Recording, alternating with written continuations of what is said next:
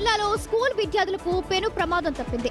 కొండపి మండలం దేవిరెడ్డి పొలంలోని elementary school విద్యార్థులకు ఇచ్చిన రాగి జావలు చనిపోయిన బల్లులు కనిపించాయి. 10 మంది స్టూడెంట్స్ కు జావ పోసిన తర్వాత ఈ విషయాన్ని గమనించారు టీచర్లు. వెంటనే ఉప్పు నీటితో నోరు శుభ్రం చేయించి కొండపి వైద్యశాలకు తరలించారు. విద్యార్థులకు ఎటువంటి ప్రాణాపాయం లేదని వైద్యులు చెప్పారు. వంట చేసే వాళ్ళ నిర్లక్ష్యం వల్లే ఈ ఘటన జరిగిందని పేరెంట్స్ ఆగ్రహం వ్యక్తం చేస్తున్నారు. రైట్, దీనికి సంబంధించి మరింత సమాచారం మా ప్రతినిధి శ్రీనివాస్ అందిస్తారు.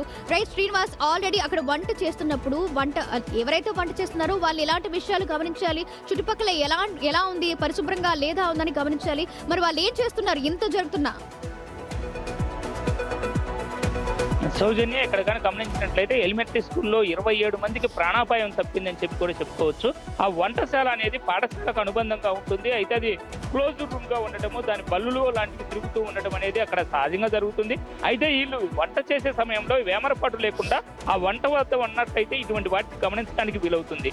వీళ్ళు జావే కదా అని చెప్పేసి వేడి నీళ్లు పోసి వాటిని కాగబెట్టే క్రమంలో వీళ్ళు బయటకు వచ్చి ఇలా పనుల్లో వీళ్ళు ఉన్న క్రమంలో అది జరిగినట్లుగా కూడా తెలుస్తుంది. అయితే ఆ జావ చేసినంతసేపు ఆ పిండి కలపడం కానీ లేదా వేడి నీటితో పిండిని కలిపేటువంటి క్రమంలో కూడా వీళ్ళు గుర్తించకపోవడం అనేది చాలా దారుణంగా చెప్పుకోవచ్చు. లేదా చేసి పక్కన పెట్టినప్పుడు దానికి మూత సరిగా పెట్టకపోవడం వల్ల జరిగిందనేది కూడా క్లారిటీ రావట్లేదు. అయితే చూడబట్టి సరిపోయింది, కానీ లేకపోతే తీవ్రమైనటువంటి విషాదం అనేది ఆ గ్రామంలో నెలకొనేది. సుమారు 29 మంది పిల్లలు అక్కడ ఉన్నారు. సౌజన్య, రైట్, థ్యాంక్ యూ శ్రీనివాస్.